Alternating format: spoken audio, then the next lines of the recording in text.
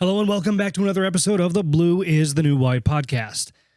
All right, so today we bring in somebody from the education sector to give us his perspective of the industries that we all know and love. Parker Antoine is the CTE Director of Marketing, Recruitment, and Enrollment Management for the Orange County Public School District in Florida, which happens to be something like the 8th largest school district in the entire U.S. Parker's passion for the industry and the success of tomorrow's workforce bleeds through every word he speaks on today's show. And we talk about everything from the importance of education to the value of college and to the marketing of the skilled trades themselves. Listen in to this incredible conversation filled with hope for success, motivation, and fulfillment for the skilled trades people of tomorrow. Don't forget to subscribe to this channel and on our website at blueisthenewwhite.com to receive all the latest updates. You can now find this podcast on iHeartRadio, SiriusXM, and Pandora. As always, we rely on word of mouth from our listeners to further this mission. So if you enjoy this episode, please take a second to rate it, review it, and share it. The future generations of tradespeople depend on it. They depend on you. So thank you again and enjoy this episode of Blue is the New White with Parker Antoine. Hello and welcome back to another episode of the Blue is the New White podcast. I'm super excited about our guest today, Parker Antoine. Sir, welcome to the show. Thanks for having me.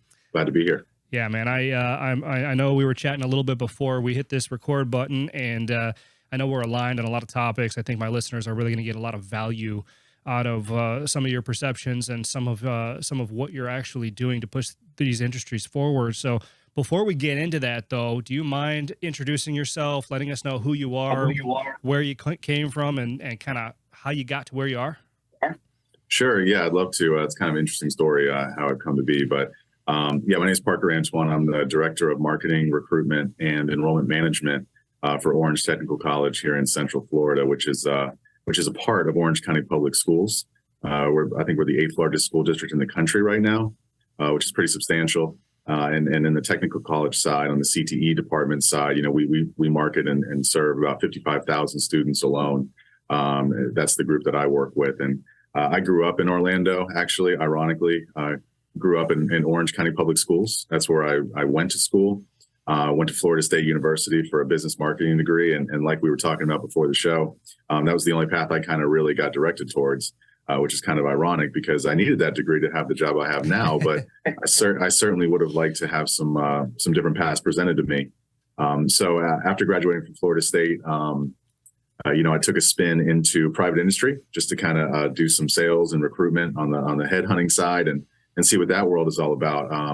Got wrapped up in the Great Recession there in 2008, 2009. Learned a lot about how the career ladder works, and it's not always just a straight progression. And I knew after that I wanted to get into something more meaningful, something where I felt like my work might impact my community and other people.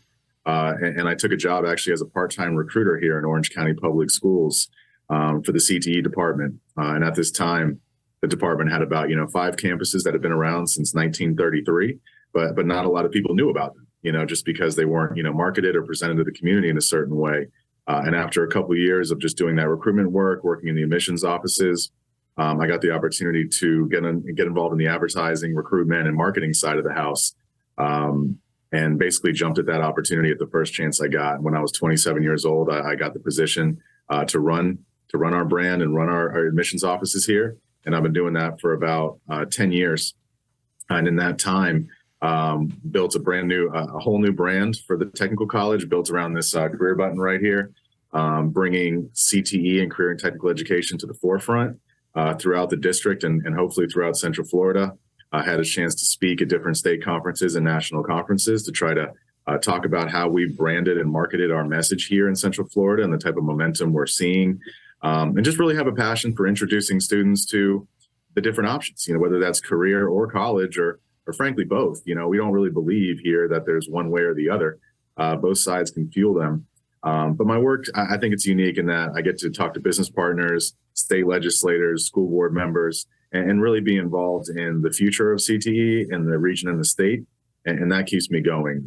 We could talk about that a little later, but we're seeing some explosive growth here, and it's straight up from here, I think. That's amazing. So I do have one question. What led you to the CTE route? Did you seek that out, or was that something that kind of presented itself as an opportunity? You took it and then fell in love with it. What was the process there? Yeah, I'll be honest. I had a natural curiosity in the CTE side when I was looking. I knew I wanted to work at a place like OCPS. I just had a lot of faith from my experiences as a kid and where the organization was, that I could really see myself growing there. But the CTE department was the only one that really caught my attention because I was just really interested in the trades themselves. I had seen the business side of the world and the sales side of the world, and it just didn't sing to me in the way it does to others. And I immediately saw, when I visited these schools and started to ask around the department, how much passion and opportunity there was in these centers. Not to mention, it was just cool to me that there was diesel labs within a school district, that there was construction bays, and there was, 16-year-old students graduating, with LPN licenses and going to work in the industry, and really just got blown away by, it just felt like, I had turned over a rock. And I'll be honest with you, it took me about 2 or 3 years just to even learn all the programs. We have 55 different career certificate training programs in Central Florida, and every one of those fields leads to a different licensure, certification, and articulations agreement with local colleges. And I really just felt like I could get my hands around this thing and dive in as deep as I wanted to. And then I also felt like the national conversation about skilled trades was not nearly as loud as it should be once I started to learn like how much opportunity was here, and how much student debt had been piling up that I had experienced and other people. And it really just kind of fueled me. You can probably tell right now. It's just, it's been nothing but a snowball of wanting more people to know about how these opportunities existing. Yeah. And it felt like the perfect cross between my business experience with recruiting and marketing, but also my passion for helping people, lifting people up through career training, and helping people find their passion, because I can't tell you how many kids I mentor now and meet that are just crushing it, and I really wish more people could see these stories. And that's kind of the foundation of what we build our message on now. Yeah, absolutely. And I think it's worth noting that your passion does bleed out in what you say and how you carry yourself, and I love that, because, I think we share that, my listeners know that, obviously, and they share that as well. So I want to dig a little bit deeper into this national conversation of the trades that you mentioned, that it wasn't, these voices aren't as loud as they probably need to be. What are your thoughts around that? Broad question here, but why is that? And let's answer that before we get into what can be done about it. But why do you think this voice is muted? Well, I think there's a lot of reasons, and I think in a lot of ways our message is, it's swimming upstream in a way. I work at a public school district, and every single person I work with essentially went the same path. They went to a college to get a degree in education to come work back at a school district. So in a lot of ways, I kind of refer to it as the inside out approach. The message is never going to be broad enough if the people on the inside don't fully understand the opportunities either. Because you can't expect, you certainly can't expect parents to just know that these opportunities exist in a school district, or these opportunities exist at the local technical college if they've never been down that path. Mm-hmm. There's just a lot of social pressure, right? To tell you, so a mom can tell their friends at the grocery store where their kid's going to school. We have this massive tidal wave of legacy universities and, unfortunately, for-profit colleges in a lot of ways that are just pumping this message into students nonstop, that this is the best way. And then latching on a student loan with very little understanding of what goes into that. And the system the beast just continues to feed itself. Now, the good news is, which we were discussing before, I think young people, Gen Z, curious people, have a lot more tools now than ever to find out for themselves what's the best path for me, whether that's a YouTube video, that's meeting a local mentor, that's reaching out to a CTE teacher. Yeah. I'm finding more curiosity, but once again, still the people who are in the position to guide students, put them into programs, accept them into different areas, they do tend to come from one walk of life, and that's the college path. But I guess I refer to it as a pendulum sometimes. When I started 13 years ago, I feel like it was really out of whack. And over time, it's kind of starting to balance itself out, where that college and career side is getting a little bit more even in terms of what the value prop is for going one direction or the other. So that's kind of how I see things overall. I also feel like, if I'm being honest, a lot of these programs are just not marketed correctly. Yes. There really is just not an understanding. There's no budget, right, to put a billboard up or to run a TV campaign or do the types of social media ads that need to pop up in students' feeds for them to get engaged. And some of the competitors, at least in my space, they have big marketing budgets, right? They're taking those student loan dollars and putting it right back into converting new students. So it's this beast. And I understand that everything can exist, but I feel like it's still a little bit out of whack. So I'm actually trying to help people find different ways to raise money with business partners or with, grants and different ways to get access to dollars, and then actually have the right brain power behind that to market it in a way that young people and anybody, frankly, career changers of all ages, might consider this change. So it's probably going to continue to take time, but I feel like it is the best path for 80 to 90% of the students I meet is to get engaged with CTE before they consider that university route. Even if they are heading that route. So I kind of think it's a message for everybody, but with that comes, how do you customize and change the message to where it can kind of relate to everybody? So there's a battle ahead of us, but I do see the national conversation changing, and I'm seeing it locally as well. Yeah, I'm really glad that you said that, and I really like the approach that you're taking because, it needs to be said, and it also needs to be pointed out that the pendulum does feel like it's starting to swing, right? Because I can't tell sometimes, Parker, because targeted ads, right, and targeted social media and stuff like this in my circles, right? I've done 151 episodes of this podcast now, talking to tradespeople. I can't tell sometimes if I'm living in this bubble, that I'm like, oh man, the trades are everywhere. You know what I'm saying? And then, sometimes then I step out a little bit and I do see that, it's still not where it needs to be, but it makes me feel like we are closer. So I'm really glad that you said that. And to respond to a couple of things that you said here, parents, that's a big one, right? They don't know. And I'm a big advocate for this. Like, parents want what's best for their kids. They always want what's best for their kids. Sometimes it's just really hard, I think, for them to admit that they don't know what that looks like, So true. And it's a result of their circumstances, right? It's a result of how they grew up and when the colleges started marketing, the advantages of going to college, right? And so I think that there's it's generational. It's generational, exactly. And I've done a lot of research on this. I'm not an expert by any means, but I like to read, so that counts for something. But your point to the Gen Zs, right? They are a curious.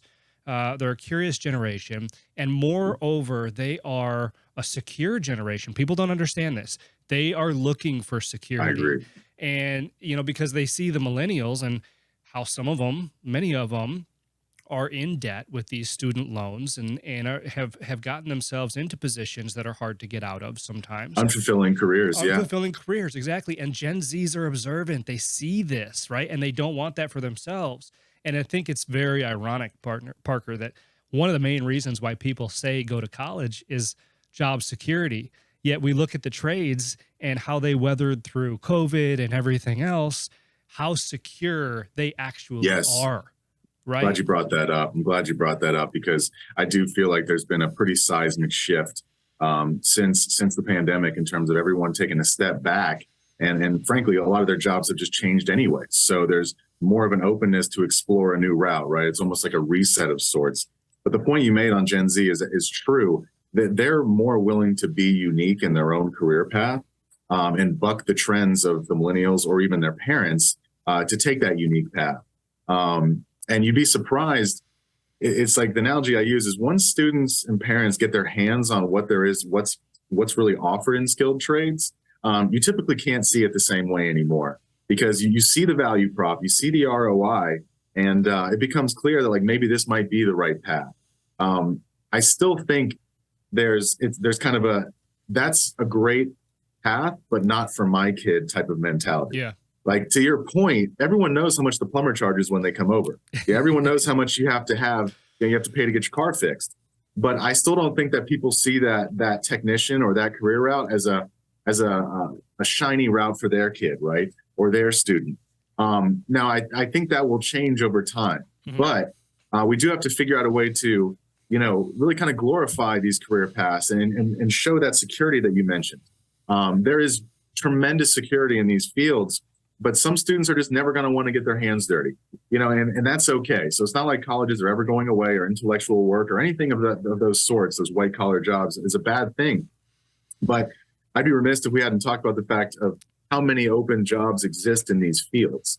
And that to me is a travesty alone. And that's actually where I feel the most compelled to spread this message, is because if we don't get these jobs filled, there's going to be ramifications in all sorts of different avenues of our life, whether that's inflation or just waiting a week to get someone over because your house is flooding. And I really try to I try to use this part of the urgency of this conversation, if I'm talking to state legislators or people who are considering building programs here in Central Florida, is we have to do this now. The best time to plant a tree was 100 years ago, and the second best time is today. So if you've been considering getting involved with a school district or with a local school, or trying to figure out why there's not a workforce pipeline in your area, or there should be, the time is now, because we pretty much need this, and we've needed it for a long time. So making the message unique to different students is important, but breaking through those barriers of it's not for me or it's not for my family is going to take some time, and that generational push is strong. I get that. Yeah, absolutely. And I'm glad that you had brought up, you had said it a little while ago, it not being marketed correctly, and I happen to agree with that. And, and one of my theories is to be able to implore all of the industries or all the businesses within these industries to help with that. Right. Because this is, this is an investment into the future of not only, the people that can succeed in these industries, but the industries themselves. Right. What do they say? All ships rise with the tide. Right. And we're seeing this revolving door right now, to your point, of technicians and tradespeople jumping from job to job to job to job. It's all the same people. And we're still shorthanded. I'm shorthanded out here. Everybody I know in my industry in particular is shorthanded and short-staffed, Yes. But like we were talking about before, there's a story in everything, right? And that's one of the pivots that I like to do in my marketing. Like, hey, we don't fix HVAC. We keep people comfortable. We don't, you could apply it to anything, right? We don't pave roads. We connect cities, we connect people to one another. It's how it's marketed, and everybody else does this. The colleges do it, the big business does it, white collar does it, but skilled trades haven't yet caught up to that. Yeah, you're really hitting on something that's I'm super passionate about, because you're absolutely right. We have the same issue here in Orlando. Like, we're an advanced manufacturing hub and a modeling simulation hub and an engineering hub in Central Florida. Yeah. And I talk to these business owners, and they do have a revolving door of people going from one job to the next. It's raising wages and putting the squeeze on. But what they struggle with is, they don't know how to market their custom metal shop out on the west side of town, uniquely to get these workers. Sometimes there's consortiums and different groups, but there's just not a lot of marketing and sales minds within these organizations typically. It could be everything from the flyer or the poster on the wall, hasn't been changed out since 1980. When someone walks in, they're just like, this isn't the place for me. Yeah. The idea of like having one of your employees like make a vlog, to put on YouTube to show like what a day in the life of a diesel technician looks like, so young people can see from someone that they look like what a day in the life looks like, could be more powerful than a $10,000 print ad. It's just the way that we're thinking about messaging to students is a little dated. And I'm trying to position Orange County Public Schools and Orange Technical College, and I'd implore your listeners to think the same way. If they have this type of voice or distribution platform, is to be the nexus that connects these industries to connect them to students, because it's going to be really hard for all these companies and different skilled trade groups to do it on their own. They're going to have to come together with some entity, whether it's a private business, whether it's a big school district, a politician, whatever it takes to be the platform that connects all these different sectors. Here in Central Florida, we're kind of starting to focus around 5 or 6 key areas that this economy is going to need. That's healthcare, advanced manufacturing, transportation, modeling and simulation, and a handful of others like logistics. And we're basically saying, look, we will build as many programs as you want. We will help market these programs through Orange County Public Schools, all of our extended partners. And you can trust that for the next 10 to 20 years, we're committed to this industry, right? We're partnered with Lockheed. We're partnered with Amazon. We're partnered with Microsoft. I mean, all these the biggest companies are coming to us And it's also showing people that some of the biggest companies in this region and across the country, they have the same issue as the mom and pop skilled trade shop. So this issue is much bigger, right? It's not just the sectors you would think of. It's some of the biggest companies in the world are not going to be able to operate under the same pretenses as the last 20 years.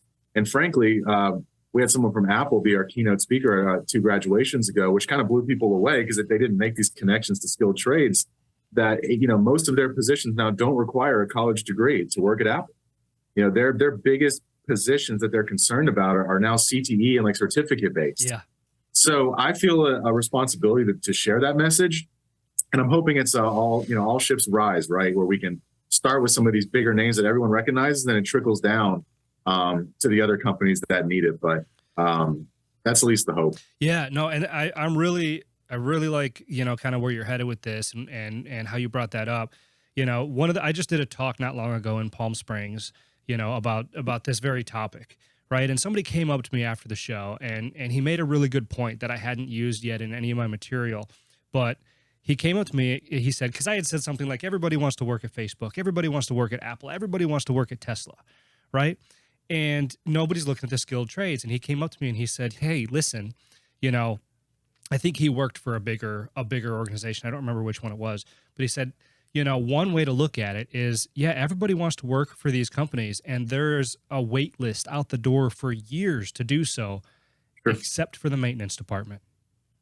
You can still work at these companies if you know how to turn a wrench, if you know how to work with your hands, and if you're more than anything else willing to, right? I mean, we all heard the story about the janitor at Google who's a billionaire now, but nobody connected the dots that he would, Yeah, I can honestly say I don't even know that I thought about it from that perspective in terms of a way to connect those two worlds, I guess. But that's the same thing here in Central Florida, right? We have an Amazon hub right around the corner, and there's different ways to get in there that have nothing to do with the actual shipping of the product and the brand. But it's really kind of illuminating that this is an everybody problem, and not just the skilled trades. I mean, it's a workforce and an economic development crisis in this country. And I think that we just have to capitalize on that conversation right now, because I've seen how this can go. It can drop off again if we don't have advocates. And I know you're that type of advocate, but we need to create those advocates within all these different pockets of our community, and we will. That's right, and it's a really good way to put it. It's not about swinging the pendulum all the way to the other side. It's about finding that balance, right? Because we need people in all these different sectors. We just need them to know they exist. But something real quick on that, something I try to, when I do consult with some of these groups, like whether it's like the Florida Electrical Apprenticeship Union, here in Florida, it's massive, electrician side, but a small kind of administrative team is in the message that I try to follow here for advice, actionable advice that I can leave some of these conferences and meetings with for people is we try to create what we consider like the buffet here in Central Florida, kind of a buffet of marketing, advertising, and communications in regards to the skilled trades, where you can't expect everyone that walks into an all-you-can-eat restaurant to want to hit the same things. The whole idea is that you're giving people a suite and a bevy of options to choose from. And that's what we try to do in our marketing messaging here, where it might be a flyer you see in an admissions office. It might be a small social media ad. It might be a certain billboard that's on a particular corner where I know it's highly trafficked around people who could use these trades. And the whole idea is that we're filling, 15 to 25 different areas of our message, because people are going to need to connect the dots. It usually takes about 6 or 7 different touch points for someone to actually make a decision that maybe I should try out a trade school, or maybe I should go talk to my counselor about this. It's not just going to be that one magical campaign or that one, community meeting you have, or that one field trip that your company decides to do that's going to make all the difference. It has to be a comprehensive effort. And I find sometimes egos get in the way in terms of, well, we've always done that, right? Or we've been building this program for 10 years. It's like, well, that's fine. But instead of a this, then that approach, I'd try to take an and or. Is that whenever a business owner or a community member says, hey, should we do this to promote CTE, or should I try this? My answer is basically always yes, because we got to get out of the business of either or I kind of know what's best for my company or my school. And give everybody options, because that's the only way people are going to make decisions nowadays. They're not just going to trust something that pops up on their phone or something their parent tells them about. It's going to have to be a multifaceted approach. And sometimes that overwhelms people. Like, well, how are we going to do that? And that's where I try to come in and give a little guidance about making it feasible. But until we do that, it's not going to be like that all-out approach that's going to be needed to change the perception.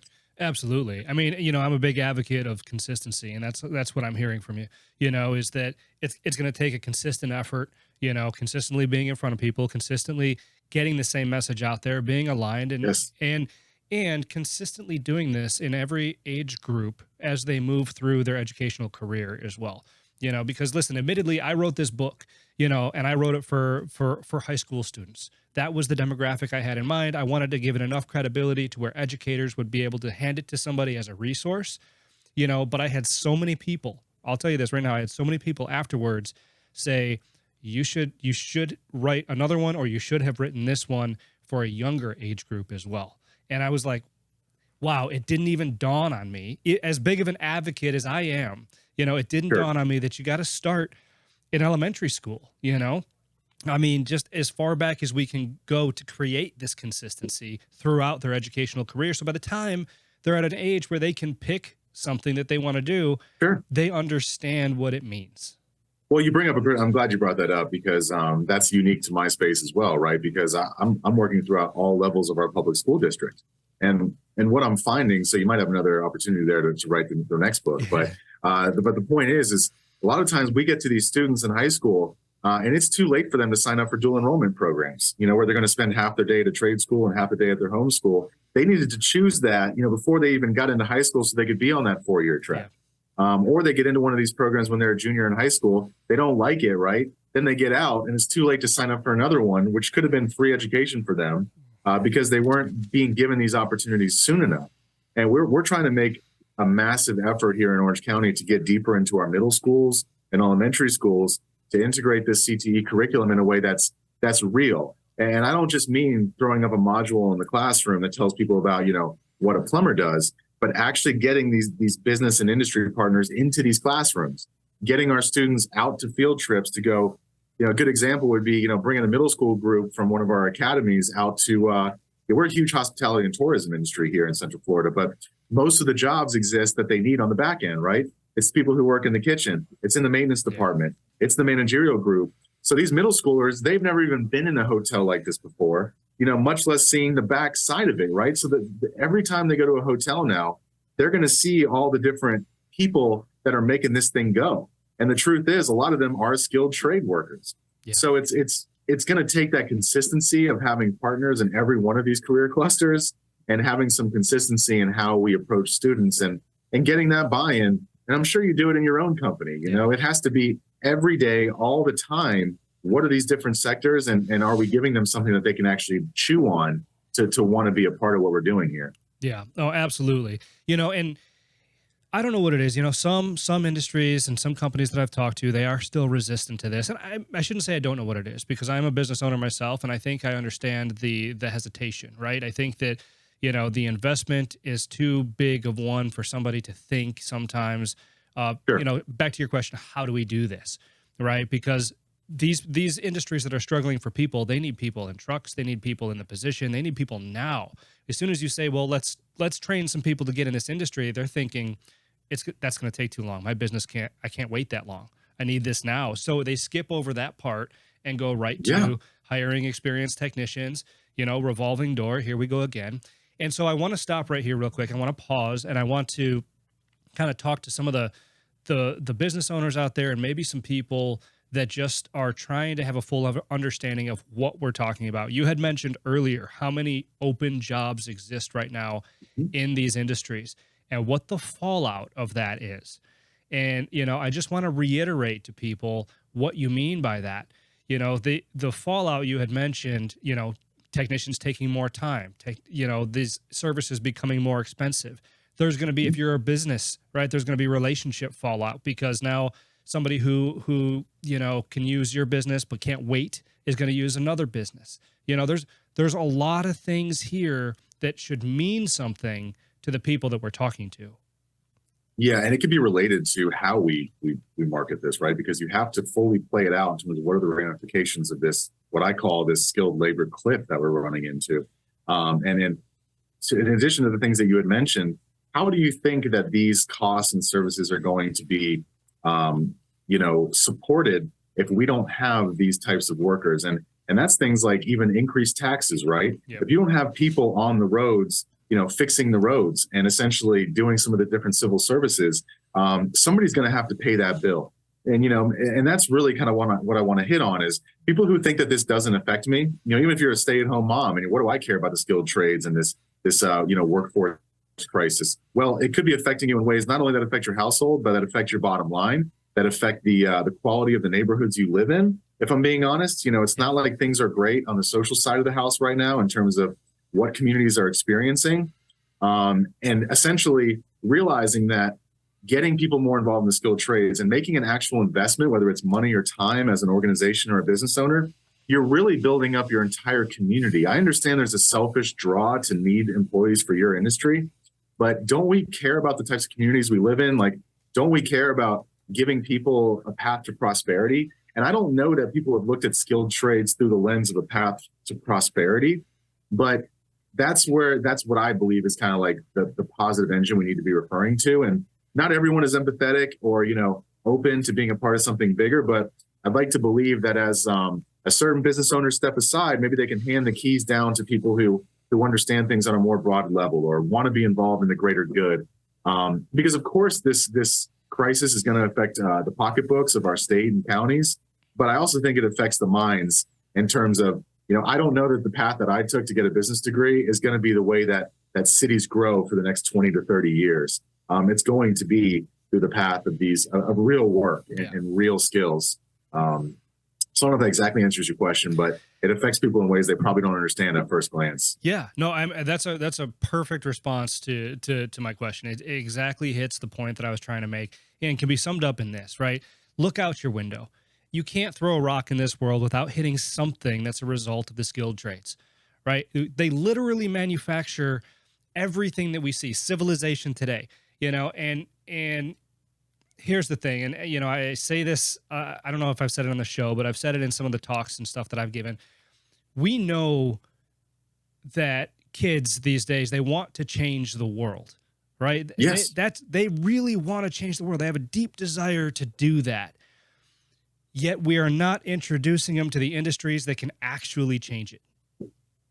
Yeah, and I think there's exponential growth in the message that you just said there. Because if somebody, like you said, you want to speak to these business owners, well, how serious have they taken a look at how does my product and company truly affect the world and have a positive change? And you just said, right, an HVAC business is going to make people comfortable and safe. Right here in Orlando and Arizona, I mean, you have a serious crisis on your hands if your AC goes out. And I could go down the line in terms of manufacturing, engineering, not to mention healthcare since the pandemic. Yep. I mean, these are industries that are essential to what we want America to be. So in a lot of ways, I feel like CTE is incredibly American. I feel like it's incredibly patriotic. I feel like it's hands in the dirt and what this country was built on. And I also think since the pandemic, a lot of the careers that or maybe even work from home are just disappearing to AI. It's like it's just kind of in the atmosphere in terms of the type of value that those jobs really brought. And I'm not rooting for that, but the world tends to, destroy and create industries all the time. But I look at the skilled trades and I'm thinking that's going to be the backbone of the future of this country at this point. And I feel like more people than ever realize that. And I think the wage gains show that in themselves. Yeah, no, absolutely. And we could have a whole nother conversation Sure. surrounding AI and all of that and how protected these industries are going to be against that, right? And how AI is truly going to be a tool in these industries, whereas in exponential growth, whereas other industries, AI can take over a lot of those jobs. I'm sorry, Sure. but AI is not going to climb a ladder and fix these AC units out here in Nope. Phoenix. Not anytime soon, not until we're living in the Matrix, but But a lot of the people I went to business school with, are getting left in the dust compared to the people who gets their hands dirty. It's I'm telling you, it's two different tracks of how their future is looking. Yeah, and what success looks like, which is going to lead us in. I want to start wrapping up. I can't believe we've already been talking as long as we have. And I could talk to you all day about this, and maybe we'll have to have you on again, just to continue the conversation. But on the topic of success, right? One of the things that I talk about a lot on the show and in the book is, success we try to fit everybody into the same little box of success. Go to college, get a degree, get a good job, get the house, white picket fence, 2.5 kids, car in the driveway, all that kind of stuff. But that is not realistic. That's not everybody's definition of success. And one of my things is that going down a path of the skilled trades can help you paint that picture of success, live your version of it, whether that's travel, whether that's money, having a bunch of toys, whether that's family life, whether that's, just working your ass off day in, day out, if that's truly what you love to do, whatever that is, there's a path to it. So anyway, what I like to ask at the end of this show is, Parker, how do you define success, and how has working in or around the skilled trades helped you to achieve that? Well, I feel like personally, I have a lot to give back for what CTE has given me. Every ounce that I've put into this department or worked with students or teachers or administrators, I feel like I have a lot more to give back from what I've been given. And the truth is I've met so many students who have rebuilt their entire life. And when you said success, I refer to that as the confidence that you're doing something that's aligned with your purpose, that's giving you that confidence. I've seen students of all ages feel like they were completely incapable of finding the success that you're talking about, just being left behind by the world. And through the process of a 1-year program, getting a certification, and realizing that they can fix things. They actually do like to be an HVAC technician because they get to be on the road all day and be by themselves and fix things and see people, happy and relieved. I wish more people could see the genuine fulfillment of people in the skilled trades, and they all have different levels of success, right? Some people just want to work enough to buy the boat and walk away and not have anything to do, and some people, they want to work through their career and then come back into the classroom and bring those skills back, and that's their version of success. But it looks different for everybody. But one thing I can tell you is, I just feel like CTE and skilled trades are the platform towards fulfillment. And if I had the opportunity, I'd probably do it all different. I'm really grateful for where I am. I'm happy with where I am, and I look forward to the future. But there's a lot of different paths I would have gone if given the opportunity, and I'm sure they would lead to just the same or different type of fulfillment as I have now. So, yeah, great answer. No, I appreciate that, and I appreciate the transparency in that. And anyway, we're gonna move to close. Parker, I know you're a busy guy. Sure. I really appreciate you coming on the show. Before we wrap it up for good, where can people find you? Yeah, well, if they want to learn anything more about the technical college or get connected to our message or what we're doing, you can find us at orangetechcollege.net, or just simply search Orange Technical College, on Google or YouTube, and you'll find plenty of our message. I like to let people know that that's free to share, if you're involved in the space or just want to get connected. And personally, you can find me just, Richard Parker Antoine in Google. It's pretty easy to find me. And most of my handles for Twitter, Instagram, LinkedIn is just at Parker Antoine. So I'm really happy to talk with anybody, frankly, no matter where you are, and try to see how we can connect our messages for the greater good in a lot of ways, what we talked about. Awesome. Well, Parker, thank you so much for coming on the show and sharing your perspective and your wisdom with my audience today. I really, really appreciate it. And I know they're going to find value in it. No, I'm grateful. Thanks, Josh. All right. Take care, bud.